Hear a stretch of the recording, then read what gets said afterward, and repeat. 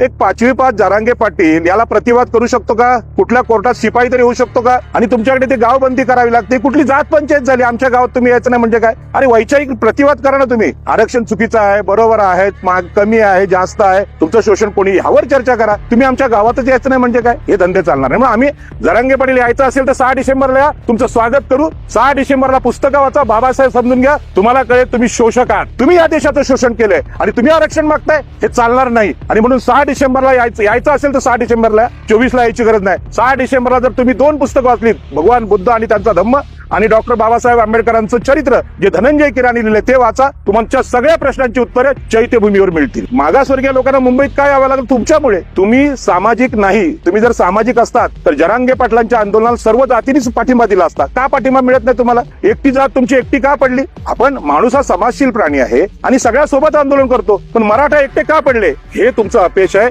जगाला न पटणाऱ्या गोष्टी तुम्ही करतायत आणि म्हणून आकाशातला चंद्र तुम्ही मागायला लागला. चंद्र तुम्हाला मिळणार नाही. हा जो दिवा लागला ना म्युन्सिपालिटी, हा दिवा मिळेल. या दिव्याखाली बाबासाहेबांनी अभ्यास केला. चंद्राची अपेक्षा नाही केली, सूर्याची अपेक्षा नाही केली, रात्री लाईट भेटला, अभ्यास केला. एवढी तुमच्यात जर हिंमत असेल, भारताचं काय, जग मोकळं पडलंय, जगात जाऊन तुम्ही नाव कमवा. तुम्ही ओबीसीच्या विरोधात का आलात? मागासवर्गीयांच्या विरोधात का चाललात? त्यांचं शोषण काय करता? हा प्रश्न आहे. जातींचं शोषण केलं म्हणून आरक्षण हे जातीवरच असेल. जोपर्यंत समानता येत नाही, जोपर्यंत महाराष्ट्राचा मुख्यमंत्री ओबीसी SC ST होत नाही, स्त्री होत नाही, तोपर्यंत हे आरक्षण चालू राहणार. आणि म्हणून एकनाथ शिंदेने मुख्यमंत्रीपद सोडावं, फडणवीसांनी उपमुख्यमंत्रीपद सोडावं, अजित पवारांनी सोडावं आणि या महाराष्ट्राला दाखवून द्यावं आम्ही आदर्श आहोत राजर्षी शाहू महाराजांचे, आम्ही आदर्श घेतोय बाबासाहेब आंबेडकरांचे. हा हिंमत तुमच्यामध्ये. इथे जरांगेंचा संबंध काय येतो? तुमचं आरक्षण जिथे मराठा सरंजामी लोक आहेत, ज्यांनी तुमचं शोषण केलं आहे, ज्यांनी महाराष्ट्राला लुटलंय, तिथे तुम्ही आंदोलन करा. मुंबईमध्ये येण्याचा संबंध घेत नाही. आणि जरांगेची भाषा आहे की मुंबई आम्ही घाण करू. अजिबात घाण करून देणार नाही. मुंबई अत्यंत स्वच्छ, सुसंस्कृत आणि चांगल्या लोकांची आहे. इथे असल्या काही धमक्या बिकट्या द्यायचा प्रयत्न करू नका.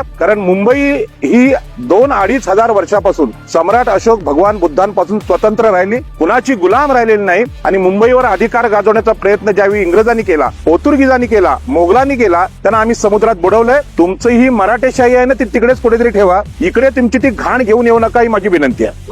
दुसरा असा प्रश्न आहे सर की आरक्षणाच्या बाबतीमध्ये तुम्ही मनुवाद किंवा जातीवाद असे जे शब्द उच्चार करताय, मग आरक्षण आणि मनुवादचा काय संबंध आहे? आरक्षण आणि मनुवादाचा असा संबंध आहे की आपल्या देशामध्ये मनुस्मृतीचा नावाचा ग्रंथ हा ब्राह्मणांकडून लिहिला गेला. त्या ग्रंथांचं उपयोजन किंवा व्यवस्थापन करण्यासाठी क्षत्रियांना तलवार देऊन उभं केलं गेलं या ब्राह्मणवाद्यांनी. आणि त्याला फायनान्स आहे हा वैश्यांनी दिला. आणि या तिघांनी मिळून देशाचं शोषण केलं. ते लोक पूर्वी पण 15% होते, आजही 15% आहेत. त्यांनी 85% लोकांचं शोषण केलं. यामध्ये प्रथम शोषण हे स्त्रियांचं केलं, त्यांना शूद्र म्हटलं गेलं. आज ओबीसी आरक्षणाचा विषय येतो, पण समस्त स्त्रियांना यांनी शूद्र म्हटलं. त्याही शूद्र आहेत आणि त्यांना अधिकार नाकारण्याची उदाहरणं सगळीकडे आहेत. आज स्त्री भ्रूण हत्या गर्भातच होते का? ते हुंडाबळी आहेत, हुंडा द्यावा लागतो म्हणून. पण मुंबईमध्ये हुंडा घेतला जात नाही. मुंबई ही मातृसत्ताक आहेत. भगवान बुद्धांची आई महामाया एकविरा हिचं तत्वज्ञान इथले लोक जगतात. भगवान बुद्धांची मावशी प्रजापिता हिने सांगितलं की धर्मामध्ये सुद्धा महिलांना समान वाटा आहे आणि म्हणून आगरी कोळ्यांची लग्न सुद्धा महिला लावतात. आणि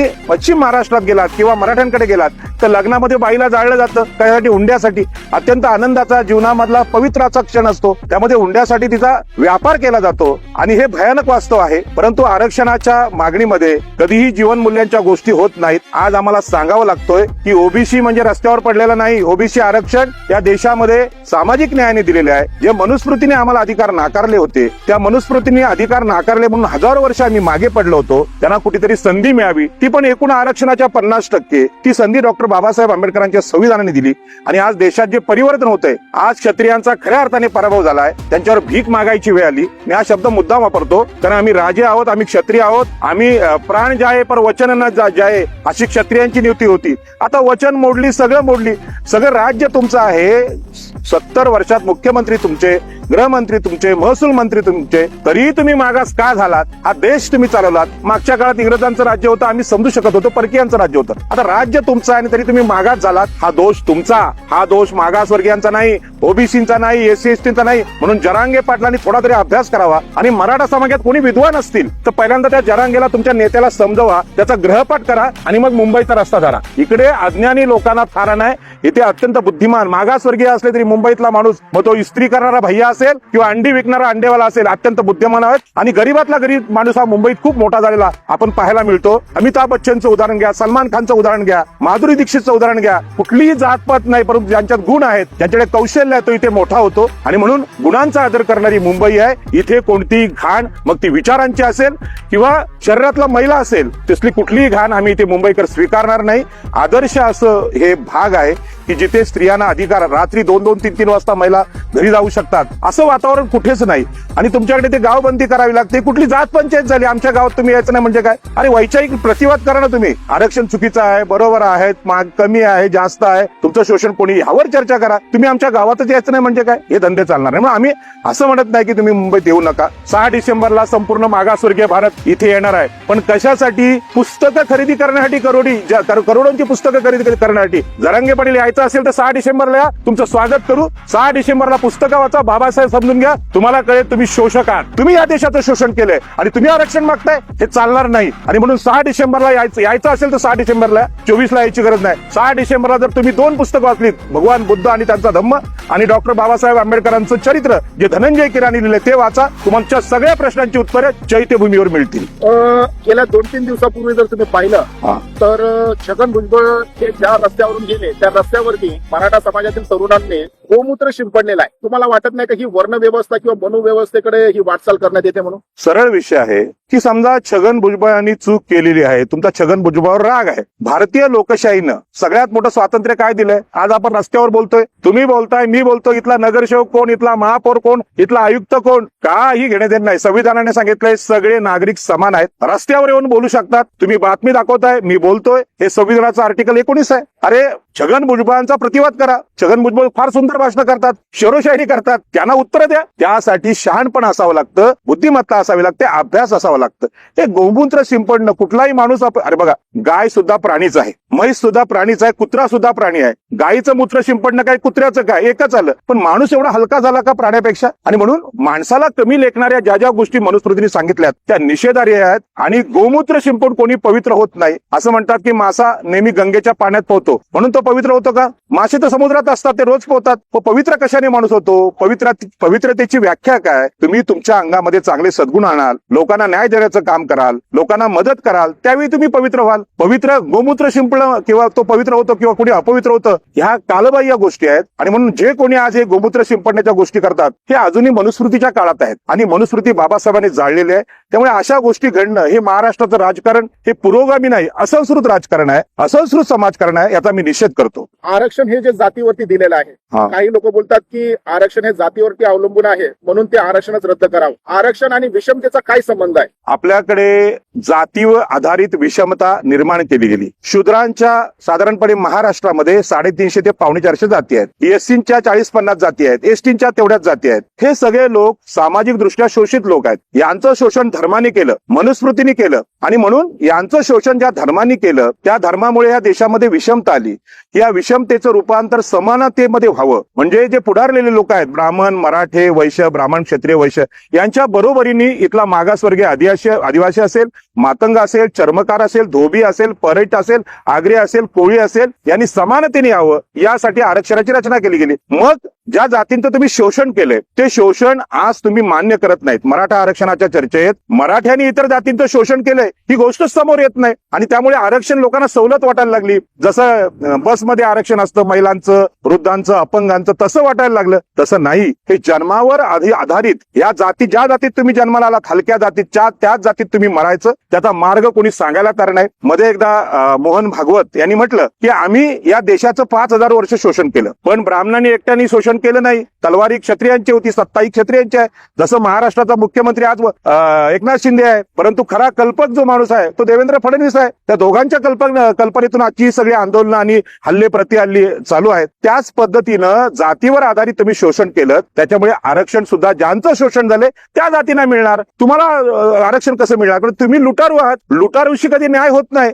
जो लुटला गेलाय त्याला चोरीचा माल परत करायचा आहे. तुम्ही यांच्या जमिनी, पाणी, जंगल, शिक्षण, आरक्षण, धर्म सगळं काही चोरलेलं आहे. साहेब वाईट याचं वाटतंय, बाबासाहेब आंबेडकरांची क्रांती प्रतिक्रांती असेल, बाबासाहेब आंबेडकर, महात्मा ज्योतिबा फुले, राजर्षी शाहू महाराज यांना महाराष्ट्राचं शोषण दिसलं. आताच्या कुठल्याच राज्यकर्त्याला शोषण दिसत नाही. त्यांना एवढंच दिसतंय की मागासवर्गीय जातींना आरक्षण दिल्यामुळे आमच्यापेक्षा चांगले कपडे घालून हे रस्त्यावर उभे राहायला लागले. यांचं दुःख हेच आहे, यांना मागासवर्गीय माणसांनी केलेली प्रगती खपत नाही आणि त्या दुःखापोटी ही मागणी यायला लागली की मागासवर्गीयांचं आरक्षण रद्द करा असं यांना म्हणायचं आहे. कारण भाषा तीच आहे, मराठ्यांना आरक्षण मिळत नसेल तर आरक्षणच रद्द करा. अरे तुम्ही कोण विचार करणार आहे? आम्ही संविधान स्वीकारलं, संविधान सभेत बाबासाहेब आंबेडकरांनी युक्तिवाद केले, नंतर हे संविधान स्वीकारले. 70-80 बॅरिस्टर त्यावेळी संविधान सभेत होते. असे आता हे 70-80 बॅरिस्टर लोकांनी ज्याला समानतेला मान्यता दिली, जे संविधान स्वीकारलं, आरक्षण स्वीकारलं, एक 5वी पास जरांगे पाटील याला प्रतिवाद करू शकतो का? कुठल्या कोर्टात शिपाई तरी होऊ शकतो का? एवढं मोठं नेतृत्व मराठा समाजासारख्या विद्वान आणि सुसंस्कृत समाजाने का द्यावं?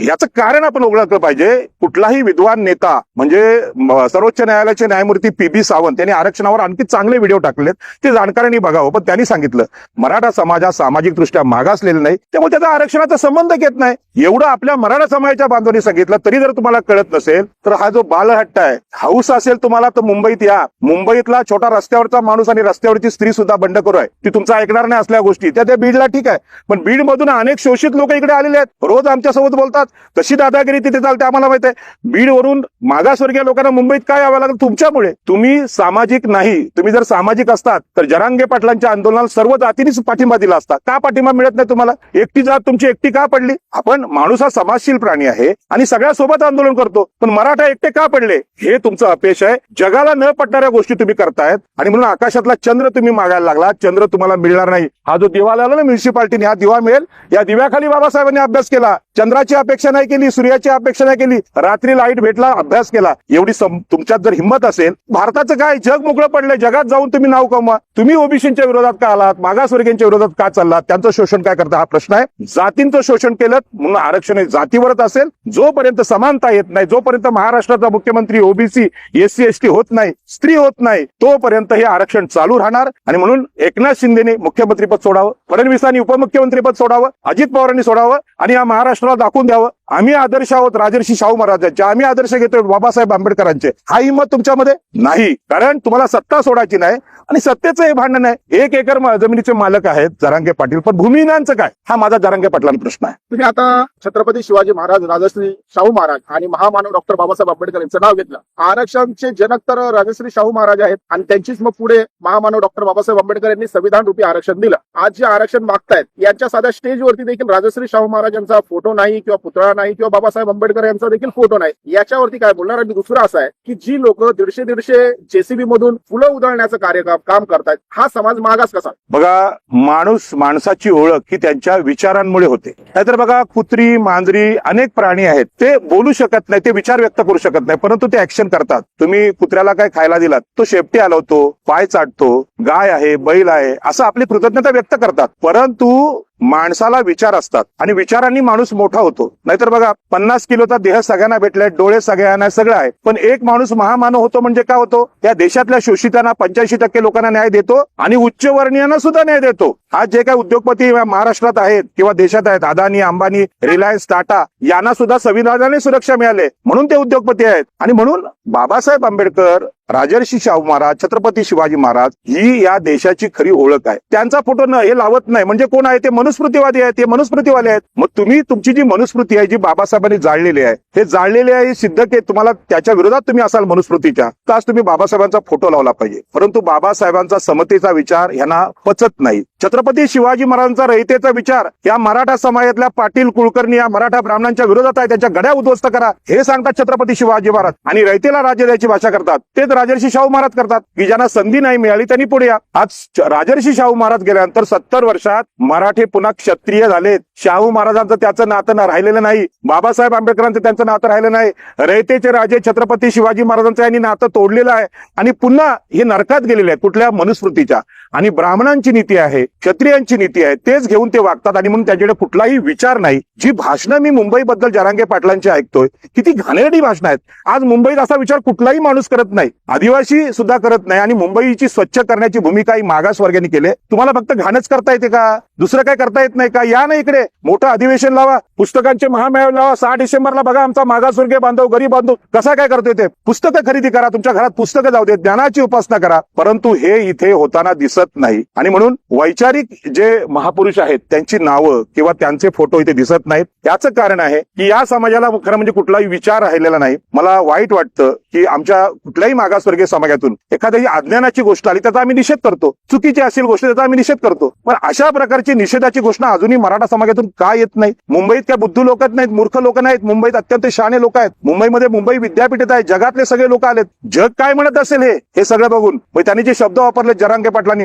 मुंबईत येऊन आम्ही घाण करू, तुम्ही ते घाण स्वच्छ कशी करणार? अरे काहीतरी वाटलं पाहिजे. तुम्हाला जर चांगलं जीवन बघायचं असेल, स्त्रियांना अधिकार देण्याचं, मागासवर्गीयांचं ते मुंबईत आहे. मुंबई ही मातृसत्ताक आहे. पुन्हा पुन्हा सांगतो, मातृसत्ताक म्हणजे काय तर लग्नात हुंडा न घेणं, आर्थिक अधिकार, धार्मिक अधिकार महिलांना देणं, स्त्री जन्माचं स्वागत करणं, ही मुंबई आहे. ती महामाया आहे, ती प्रजापिता आहे. हे तुम्हाला कधी कळणार? आणि म्हणून पहिल्यांदा आपला हुंडा बंद करावा जरांगे पाटलांनी. मराठा समाजाचं नेतृत्व करत असाल तर चांगल्या सद्गुणांचं आचरण करा. लोकांना दारू सोडायला लावा, लोकांना हुंडा बंद करायला सांगा, महिलांना आपले अधिकार द्या. एका तरी महिलाला मुख्यमंत्री करून दाखवा. जरांगे पाटलांनी आंदोलन चालवावं महिलांसाठी, मराठा महिलांसाठी, की शरद पवारांनी आपल्या मुलीला मुख्यमंत्री करून दाखवावं, अजितदादांनी करून दाखवावं, अशोक चव्हाणांनी करावं, देवेंद्र फडणवीसांनी ब्राह्मणांनी आपली त्यांची छोटी लाडकी मुलगी तिला मुख्यमंत्री करावं, तिला पुढे करावं. पण हे ब्राह्मण मराठे स्त्रियांना जसं अधिकार देत नाही, स्त्रियांना जसं शूद्र समजतात, त्याच पद्धतीने ओबीसी, एससी, एसटी यांच्याशी वागतात. ही मनुस्मृती आहे. ज्यांनी हे भांडण लावले, सुरू केले, केंद्रामध्ये भाजपचं सरकार आहे, महाराष्ट्रात भाजपचं सरकार आहे. मनुस्मृतीद्वारे तुम्ही जातींचं शोषण केलं. आता त्या आरक्षणाने पुढे यायला लागले म्हणून तुम्ही जरांगे पाटलाला पुढे केलंय. पण या पापाचे वाटेकरी ब्राह्मण, मराठे आणि वैश्यच आहेत. हे जे आंदोलन ओबीसीमध्ये आणि मराठ्यांमध्ये तुम्ही बोलता ना भांडण लावलेत, हे ओबीसीमध्ये नाही, ओबीसी, एससी, एसटी आणि स्त्रिया विरुद्ध 15% उच्चवर्णीय असं भांडण आहे. हे भांडण ज्या मनुस्मृतीने लावलं तिकडेच ते जाणार आहे. आणि देशामध्ये पुन्हा एकदा ब्राह्मण, क्षत्रिय, वैश्य यांचा पराभव होणार आहे. मागासवर्गीय बांधव डॉक्टर बाबासाहेब आंबेडकरांचा, छत्रपती शिवाजी महाराजांचा, राजर्षी शाहू महाराजांचा, स्वातंत्र्याचा, मानवी हक्कांचा विचार घेऊन जगाला क्रांती करून दाखवणार आहे. होय, मागासवर्गीय भारत स्वतंत्र होतोय. आम्ही एकदा इंग्रजांना हाकलून दिलं, मोगलांना दिलं, पोर्तुगीजांना दिलं. आता या उच्चवर्णीयांना सुद्धा सत्तेच्या पाठावरून बाहेर काढू आणि मागासवर्गीय, शूद्र, अतिशूद्र, आदिवासी या महाराष्ट्राचा मुख्यमंत्री बनेल, एक स्त्री गृहमंत्री बनेल, एक स्त्री उपमुख्यमंत्री बनेल. आणि ह्यांना तेव्हा कळेल की सत्ता तुमची आहे म्हणून जरांगेंची दादागिरी आहे, म्हणून तुम्हाला रात्री बेरात्री सभा घेतात, म्हणून तुम्हाला सुरक्षित आहे. अरे बंदुकांची कारतूस सापडली, या आंदोलनावर तात्काळ बंदी केली, आजच्या आज अटक झाली पाहिजे. तुम्ही इतरांची 85% लोकांची लायकी काढली. परवा लायक नसलेल्या लोकांच्या हाताखाली काम करायला लाज वाटते. तुमची लायकी सिद्ध करायला द्या ना. युपीएससी, एमपीएससी, ज्या ना आयची परीक्षा, एखाद्या आयएस अधिकाऱ्याला करा ना नेता मराठा समाजाचा. त्या गावंढळ्या माणसांना काय तुम्ही ठेवलंय? हा मुंबईकरांचा प्रश्न आहे. जाता जाता असा प्रश्न आहे की मायक्रो ओबीसी मधील काही छोट्या छोट्या जाती आहेत, म्हणजे लोहार असेल, कुंभार असेल, वडार असेल, छोट्या छोट्या मायक्रो ओबीसी मधल्या ज्या जाती आहेत, यांनी आतापर्यंत प्रतिनिधित्व केलेलं नाहीये. त्यांच्यासाठी तुम्ही काय संदेश देणार आहात? आम्ही आता 17 तारखेला मुंबईमध्ये, ठाण्यामध्ये फार मोठ्या ओबीसींचा एक सभा घेतोय. या सभेमध्ये आदरणीय छगन भुजबळ, मी त्यांना आदरणीय यासाठी म्हणतो की सामाजिक न्यायाचा त्यांनी विषय आता घेतलेला आहे. बघा, माणसाच्या जीवनामध्ये परिवर्तन होत असतं. वाल्या कोळ्याचा एक चांगला मोठा माणूस होऊ शकतो. आणि भगवान बुद्धांनी पण सांगितलं जग हे परिवर्तनशील आहे, जग बदलू शकतं. आणि म्हणून छगन भुजबळांनी जी भूमिका घेतली ते त्यांनी परवा मला सांगितलं की पाटील साहेब, या सभेमध्ये, भिवंडीच्या सभेत मायक्रो ओबीसीला स्टेजवर घ्या. जे 2-3 नेते चमकतात त्यांना छोट्या छोट्या जातींना पुढे घ्या आणि छोट्या छोट्या जातींना पुढे आणण्याची भूमिका आदरणीय बाळासाहेब आंबेडकरांची पण आहे. डॉक्टर बाबासाहेब आंबेडकरांनी ते छोट्या छोट्या जातींना सुद्धा संरक्षण दिले. जसं एखादी सायकल रस्त्यावरून चालते आणि डंपर पण चालतो, सायकलला डंपरने ठोकू नये एवढे कायदे बाबासाहेब आंबेडकरांनी आरटीओचे पण केलेले आहेत. बाबासाहेब आंबेडकरांचं हे वैशिष्ट्य आहे की छोट्या जातींना सुरक्षा, अल्पसंख्याकांना सुरक्षा, मग ते जैन असतील, ते बौद्ध असतील, ते ख्रिश्चन असतील, या जातींना सुरक्षा मुस्लिमांना दिलेली आहे. याच पद्धतीनं सगळ्या धर्मातल्या मागासवर्गीयांना, छोट्या जातींना स्टेजवर आणण्याचा प्रयत्न त्या दिवशी होणार आहे. त्यांना छोटं काय होईना, 1 मिनिटाचं का भाषण होईना, ते करायला आम्ही देणार आहोत. आणि म्हणून महाराष्ट्रातल्या छोट्या जातीने जिथे लांब असाल तिथे यावं. CWC चॅनलचे आमचे संपादक आहेत, त्यांच्याकडून नंबर घ्यावा. त्यांना तिथे सन्मानाने बसवण्याची जबाबदारी माझी असेल. आणि त्याला कोणी जर ओबीसीने विरोध केला त्याला खाली खेचण्याची ताकद इथल्या आग्र्यांमध्ये आहे. आणि आम्ही नेहमीच दिबा पाटलांच्या नेतृत्वाखाली इथे सगळ्यांना नेतृत्व द्यायचा प्रयत्न केला, न्याय द्यायचा प्रयत्न केला. 12.5% लढाईमध्ये दिबा पाटलांनी सांगितलं की आमची जमिनीचे मालक झालो होतो बाबासाहेब आंबेडकरांच्या कुळकायद्याने, आज त्या जमिनी चालल्या म्हणून त्यांना 12.5% टक्के भेटले पाहिजेत. पण 12 बलुतेदार आहेत या मुंबईत आलेले कामानिमित्तानं, त्यांना सुद्धा 40चा भूखंड भेटला पाहिजे. दिबा पाटलांची भूमिका होती. नवी मुंबई विमानतळामध्ये वडार, मातंग, बौद्ध यांची घरं वाचली पाहिजेत, धनगरांची घरं वाचली पाहिजेत, ही भूमिका घेऊन मी काम केलं. आणि 2000 वर्षापूर्वीची बौद्ध लेणी, जी समता शिकवणारी भगवान बुद्धांची विचारसरणीची लेणी आहेत, हे वाचवण्यासाठी आम्ही काम केलेलं आहे. आणि ही साक्ष देऊन सांगतो की महाराष्ट्रातल्या छोट्या छोट्या जातींच्या नेत्यांनी माझ्या घरी वस्तीला यावं. त्यांची सोय समुद्रकिनारी आम्ही केलेली आहे. मासे आणि भाकरी खाऊ घालायचं मी वचन देतो. आणि या सगळ्या छोट्या छोट्या जातींनी ह्या 17 तारखेला यावं आणि जरांगे पाटलांना आपण दाखवून देऊ की तुमचे बीड मधले मार खाल्लेले ओबीसी, तुम्ही त्यांचं शोषण केलंय, त्या सगळ्या जाती मुंबईत येऊन कशा गुन्ह्या गोविंदाने नांदतात हे पाहायला तुम्ही या. मुंबईत घाण करायला येऊ नका. आणि माणसाला घाण कशी करावी, अहो मांजर सुद्धा घाण करते ना, लगेच माती ओढते त्याच्यावर, उघडं नाही ठेवत. त्या मांजराची तरी अक्कल ठेवा आणि अशा गोष्टी करा की स्वच्छ मुंबई खराब करू नका. आणि तुम्हाला आरक्षण पाहिजे असेल तर अजून 1000 वर्ष मागासवर्गीयांना न्याय जोपर्यंत भेटत नाही, समता प्रस्थापित होत नाही, तोपर्यंत तुम्हाला आरक्षण भेटण्याचा विषय सोडून द्या. आणि असल्या चुकीच्या मागण्या करू नका. त्या कधीच मागण्या होणार आहेत, त्या अनैसर्गिक मागण्या आहेत, नैसर्गिक नाहीत. आणि म्हणून माझी विनंती आहे संपूर्ण महाराष्ट्राला, छोट्या छोट्या जातींच्या प्रमुखांनी मला संपर्क साधावा आणि त्यांना नेतृत्व देण्याचं काम, त्यांना आरक्षण देण्याचं काम यापुढे ओबीसी समाज करेल. खूप खूप धन्यवाद. धन्यवाद.